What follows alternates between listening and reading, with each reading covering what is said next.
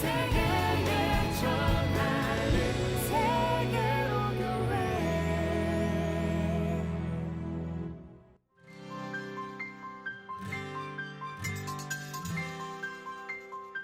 구독과 좋아요는 사랑합니다.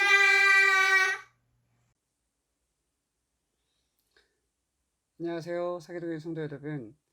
새로운 하루가 밝아왔습니다.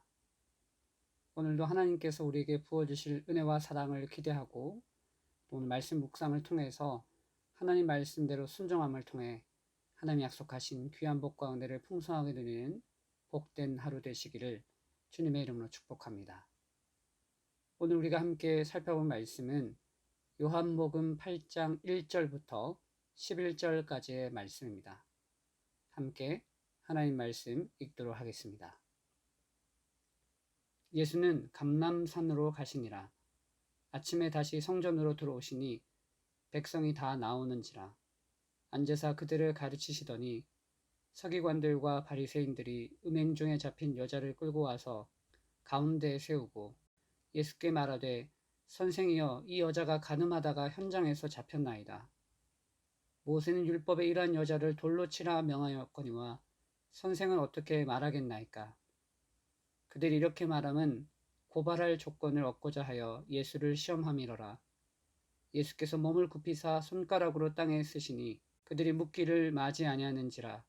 이에 일어나 이르시되 너희 중에 죄 없는 자가 먼저 돌로 치라 하시고 다시 몸을 굽혀 손가락으로 땅에 쓰시니 그들이 이 말씀을 듣고 양심의 가책을 느껴 어른으로 시작하여 젊은이까지 하나씩 하나씩 나가고 오직 예수와 그 가운데 섰는 여자만 남았더라. 예수께서 일어나사 여자 외에 아무도 없는 것을 보시고 이르시되 여자여, 너를 고발하던 그들이 어디 있느냐? 너를 정죄한 자가 없느냐? 대답하되 주여 없나이다. 예수께서 이르시되 나도 너를 정죄하지 아니하노니 가서 다시는 죄를 범하지 말라 하시니라. 아멘. 오늘 본문의 말씀을 보게 되면 서기관과 바리새인들이 예수님을 고발하려고 한 여인을 데리고 옵니다. 그 여인은 간음을 했기에 율법에 의하면 돌로 쳐서 죽여야 했습니다.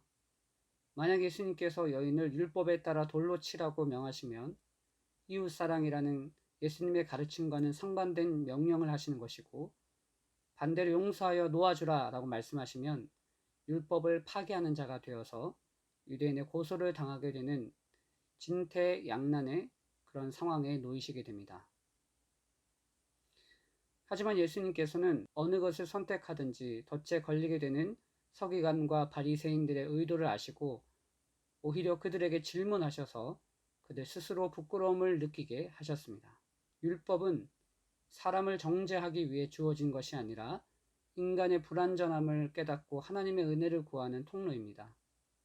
예수님께서는 이 놀라운 비밀을 서기관과 바리새인들뿐 아니라 오늘 저와 여러분에게 동일하게 말씀하십니다.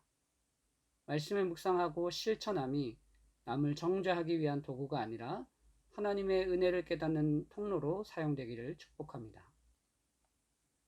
11절을 보시면 주님께서 간음한 여인을 향해 나도 너를 정죄하지 아니하노니 가서 다시는 죄를 범치 말라 말씀하십니다. 주님이 이처럼 죄인된 자들을 구원해 주심으로 죄를 사해 주시고 은혜와 사랑을 베풀어 주시는 목적은 그들로 하나님의 은혜와 사랑을 깨닫고 회개하여 죄의 종로를 하던 생활을 청산하고 의와 진리의 길로 가도록 하기 위함입니다. 그런데 만약 죄에서 구원받은 자가 이 은혜를 저버리고 계속 죄 가운데 거하는 생활을 하게 된다면 어떻게 될까요? 우리는 그 사람에게 믿음이 있다라고 생각하기 어려울 것입니다.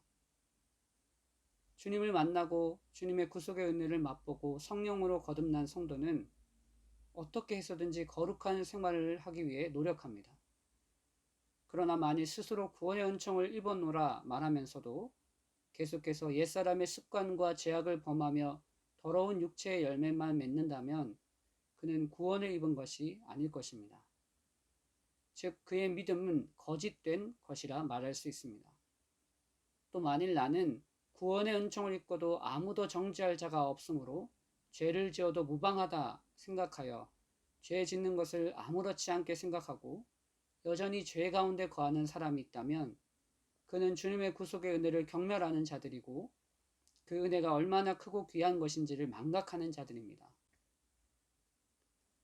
이 시간 오늘 나눈 말씀 묵상을 기억하면서 함께 기도하기 원합니다.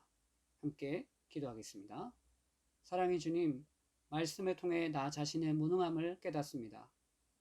나의 힘과 능력으로는 죄에 대하여 이길 힘이 없습니다. 그러나 나의 연약함을 고백하며 내 안에 계신 성령님의 음성에 귀를 기울일 때 거룩한 영이신 성령님께서 능히 죄를 이길 힘을 주시는 줄 믿습니다. 주위 사람들 중 나보다 연약한 자를 정죄하고 판단하기보다는 그들을 긍휼히 여기고 온전한 믿음의 사람으로 세우는 일에 기도하고 위로하는 삶을 살게 하소서. 오늘도 죄와 싸워 승리하는 하루 되게 하소서. 거룩하신 예수님의 이름으로 기도합니다. 아멘. 오늘 묵상한 말씀을 기억하면서 오늘 말씀대로 죄와 싸우는 거룩한 삶을 힘쓰며 나보다 연약한 자를 위해서 기도하고 또 그를 믿음 위에 세우는 일에 헌신하는 귀한 하루 되시기를 주님의 이름으로 축복합니다. 감사합니다.